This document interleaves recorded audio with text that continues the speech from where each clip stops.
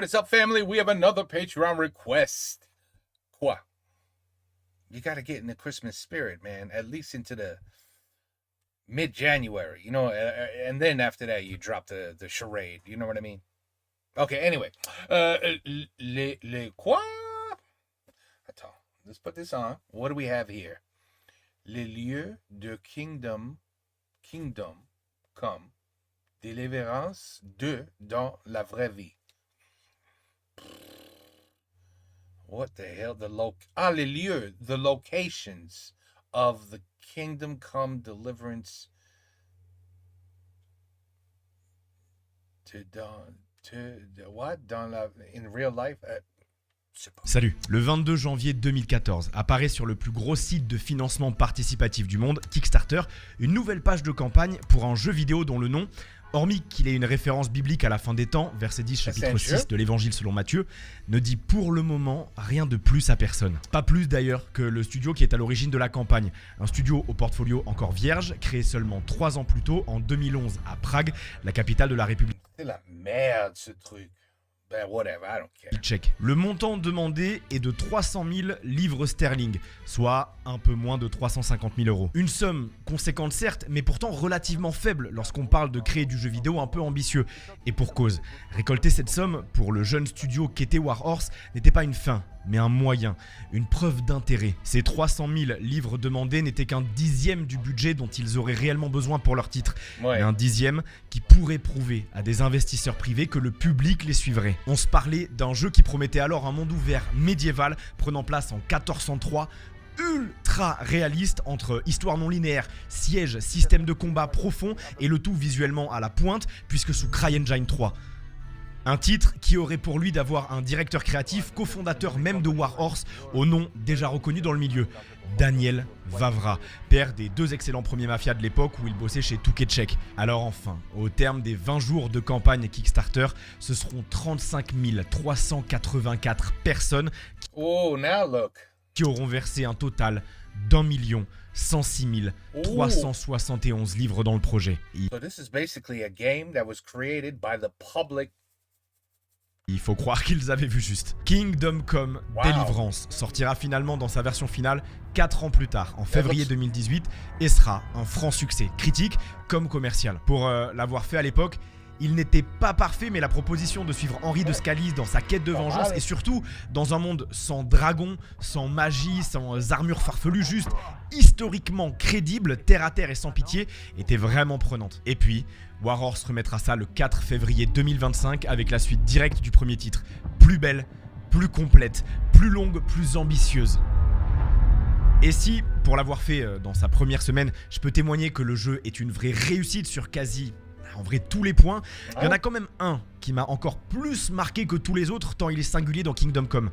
Le réalisme, la crédibilité des armures, des situations mais surtout des lieux de cette République tchèque recréée telle qu'elle était il y a 600 ans. J'adore le médiéval, les chevaliers, tout ça. Enfin, c'est pas pour rien que sur ma propre chaîne, j'ai été filmer des gars au Canada qui font encore de la vraie shoot.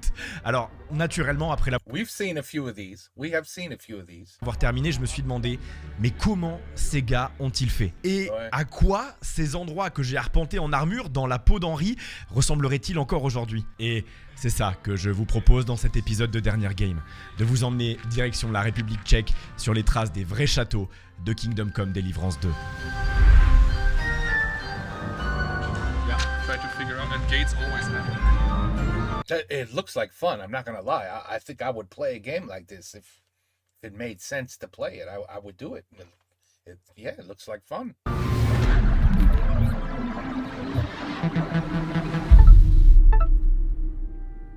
Dans cette vidéo, on va visiter 3 lieux de ce second opus. Alors, pour ceux qui ne l'auraient pas fait, ça va pas vous spoiler plus que ça, mais bon, quand même, vous pourriez vous gâcher quelques surprises du titre. Ceci étant dit, que diriez-vous d'aller au château de Trotsky, la forteresse de Malechov et surtout la grande ville du jeu, Kuttenberg? Ouais, tous ces lieux existent encore bel et bien, et vous allez voir que l'attention du détail est assez folle. Ok.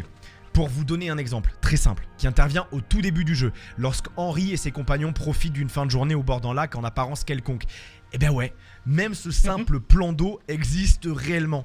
Et là où la petite troupe avait installé ses tentes, se trouve aujourd'hui un cottage de vacances. I must say we are really lucky with the community we have.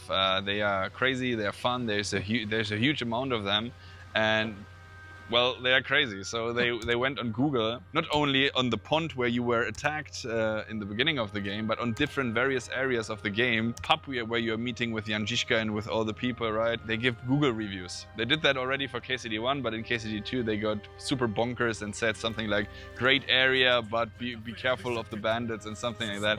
It's funny. I don't know if the areas themselves read those reviews, if they like it. I hope yes. But on the other hand, it shows some humor, and if you lose humor, then you have nothing left in life. Ouais, les lieux sont tellement précis. If you, t'as entendu, right? If you lose your humor, you have nothing left in life. Que dans le vrai monde, des fans s'y sont rendus poser des notes Google. Et celui que vous venez d'entendre vous raconter cette anecdote, c'est Tobias, le directeur de la communication chez Warhorse. J'ai pu l'interviewer, lui, ainsi que deux de ses collègues pour cette vidéo. Hello, I'm Victor Heschel and I'm working in Warhorse Studio as head of art. Yeah. I'm basically responsible for all the artistic decisions in the game. Hi, I'm Andrzej Bittner and I'm a senior narrative designer at Warhorse Studios.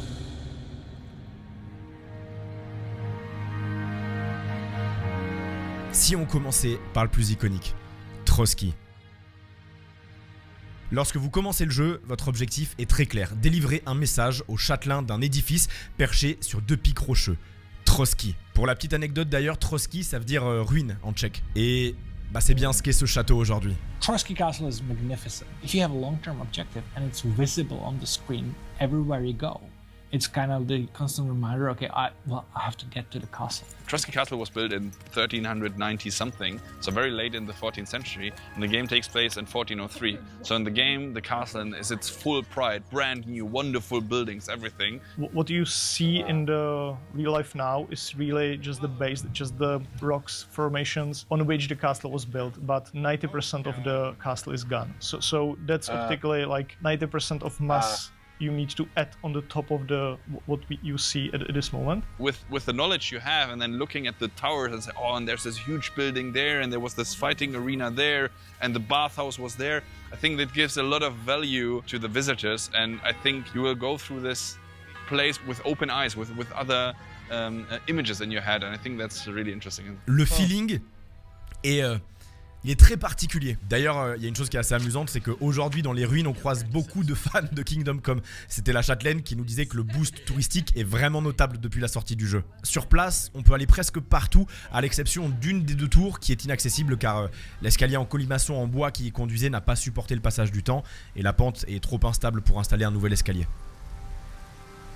Like the Trotsky Castle, I think it's a really fair reconstruction of Trotsky Castle. If you are paying attention, you can find those small holes in the walls, which were used to be as the base for the wooden beams for the floors. If you have good enough imagination of the space, you can almost kind of understand where each floor is located and then revisit in the game later and almost track it down. Look at this. Back in the real place to understand. That's really cool. It's taking place. Sans surprise, l'équipe a bossé comme des fous avec des historiens et tout un tas de sources pour arriver à un résultat ici à Trotsky, mais aussi dans les autres lieux que l'on va visiter, aussi proche de la réalité que possible. On the top of having your regular game developing studio, we have that kind of historical archive department. So we always go there, we take loads of photos, and then we start asking different institutions, museums, universities. We connect with people who might be expert on some area we're interested in. We worked quite closely with like reenactors groups because they are trying to reenact history and they also need to fill in the blank spots. They can't just set up a camp and say, we don't know how people cook, and they're just standing around fire and not knowing what to do. So they do sort of experimental history. Et pourtant, tout n'est pas parfait. Et vous allez comprendre. Parfait, c'est impossible. There's no such thing as perfect. But these are what you call good game developers. These are the opposite of the developers that create shit like Superman 64. Okay? These are people that really care about what they're creating. And that's the difference. And maybe because it's funded by the public and they don't really have a big boss on top of them. Hey, we have to release this tomorrow. I don't care if you're not finished. Release it. Maybe they don't have to go through that. Thus, they can actually put in the effort and the care and the love into the game. And that's what creates a good game. Pourquoi. Si je retrouvais assez facilement mes marques dans Trotsky, une chose m'a quand même vite sauté aux yeux. La taille. Dans la vraie vie, tout semblait un peu plus petit. Et ça s'explique. C'est même en vrai un choix. Because of some technical limitations, like the navigation of NPCs and stuff, most of the buildings in the game we need to make a little bit bigger. Every building has its own interior and exterior. It's not fake. We are trying to do these things the correct way. So the thickness of the walls, everything kind of makes sense. And for that, and especially medieval buildings are kind of known for being pretty small in the interiors. So we needed to make those interiors a little bit bigger. And since we wanted to make sense between exterior and interior, we made every building a little bit bigger than it was in the real life. Et vous allez voir tout au long de cette vidéo que en fait c'est ça le cœur du sujet lorsqu'il s'agit de faire un jeu historique, c'est de constamment devoir trancher entre réalisme, fidélité historique pure et dure et choix créatifs qui permettent de créer un monde fun et immersif. It's a fine balance. There are things that are definitely on purpose ahistorical, like the way horses were ridden. The way horses were probably ridden in the 15th century is where your stirrups kind of like stretch forward, so you just like you're like this. You don't have bended knees, but it looks ridiculous. It looks like Monty Python, basically, a ministry of silly horse riding or something. So we just said, no, they gotta ride like cowboys because most people are kind of associated with like how people ride horses. And this is the problem with the immersion, because you have 15th century, you try to recreate it, but you want to be a very immersive game. But that doesn't mean you need to do everything historical, because people might find some of that stuff actually off-putting or alienating. Vous voulez d'autres exemples marrants de détails du jeu auxquels vous n'aviez pas pensé, qui sont erronés par choix? The game every day is a Monday. There's no Sundays and masses, which were huge at the time. There are no children in the game, which, you know, demographically speaking, it would be like there's children everywhere. But in the game where you can just go and punch anyone, you know, it gets like. You don't want a little child next to somebody you just stabbed with a sword. Really problematic. And also interesting, there is one thing, Troskowitz, which is the first village you will visit in the game. We know there was the keep at the time, but for the story, it didn't fit. So at the end, after a long discussion with creative director and narrative designers, we decided to not build it there, to have just smaller red house instead of it. We never really claimed that the game is a 100% realistic, like this is exactly how it was, but we... Okay, I see what's happening here, and you guys are probably going to get pissed off, so I want to take it because it's covering your French here. But, okay, so it's when he's speaking, it doesn't work. When the English speakers speak, that's where YouTube decides to... never mind. It's all right. What? I hit play? Claim that is the most authentic medieval representation so far in a video game. When we had to break it down between, hey, we have this problem now, should we make it realistic or should we make it fun gameplay? We always choose the fun gameplay because at the end it's a video game. Et puis, si dans certains cas, comme Trotsky, il y a des restes de ruines et de nombreux documents, parfois, souvent, les lieux à reconstruire n'ont plus grand chose à voir avec ce à quoi ils ressemblaient au XVe siècle. Et c'est là que, de nouveau, il faut tâtonner. Et je pense que rien de mieux pour vous parler de ça que de vous emmener à Maléchoff.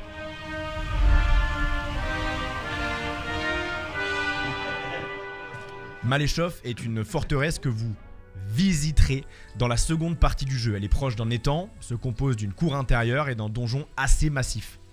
Problème, le bâtiment a été détruit, reconstruit, redétruit, reconstruit. For Malashov, it was rebuilt many times in the past. The good thing for us was that there is a lot of evidence how those reconstructions were done. So we kind of can tell which building was built in which time period. So we are just basically peeling off all those newer things to get to the old core of the building. Pour Maléchoff, qui est aujourd'hui d'ailleurs une brasserie et un escape game sur le thème du jeu, il y avait encore quelques documents sur lesquels s'appuyer. Mais comment l'on fait lorsqu'il ne reste vraiment plus rien et aucune trace de ce à quoi ça pouvait ressembler? Et il y a quelques exemples de lieux comme ça dans le jeu. When you are doing a true historical academic work, you can say this is a blank spot, we don't know. But we can't just have in this immersive world just a white box of like, hey, here's a tower, but we don't know how it looked like, so here, have a white box. Often these blank spaces are something our designers really love. Let's say Nabokov. It's pretty important for the story, and from archaeological kind of evidence, we know the keep was there, and we know approximately how big it could be, but that's everything. That's especially the place which was kind of reinvented to kind of accommodate all the narrative need. Semina. This is also a place we just know existed. We know where it was, but there was not enough evidence, so we could have some freedom with that. Still, in the boundaries, we are trying to give ourselves, so it kind of still fits the whole idea of being historically accurate. En gros, en plus des recherches spécifiques lieu par lieu qu'ils mènent lorsque c'est possible, l'équipe chez Warhorse a, de base, collecté une énorme quantité de données sur la période en elle-même, de laquelle ils s'inspirent et puisent lorsque le manque de données sur quelque chose de spécifique les pousse à devoir inventer. De sorte à, même s'ils créent de presque rien, rester cohérent avec ce qui aurait pu exister à cette époque. Et dans le genre totalement sorti de nulle part, il y a cette tour à Kuttenberg. Cette tour en plein milieu de Kuttenberg n'a en réalité laissé aucune trace dans l'histoire de son style visuel. We know that there was a tower, but we don't know how it looked. It has no visual representation anywhere.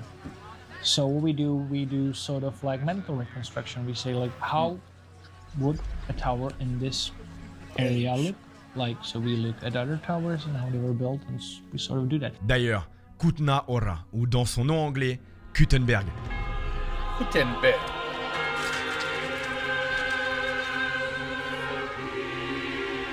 Aujourd'hui, petite ville de 21 000 habitants à 1 heure et quelques de route de Prague, mais à l'époque du jeu, l'une des villes les plus importantes de la région, rivalisant avec l'aura de Prague. Alors, il y a plusieurs lieux comme l'église de Saint-Barbe, aujourd'hui pourtant joyau architectural du coin, qui était en construction lors de la période explorée dans Kingdom Come Deliverance 2.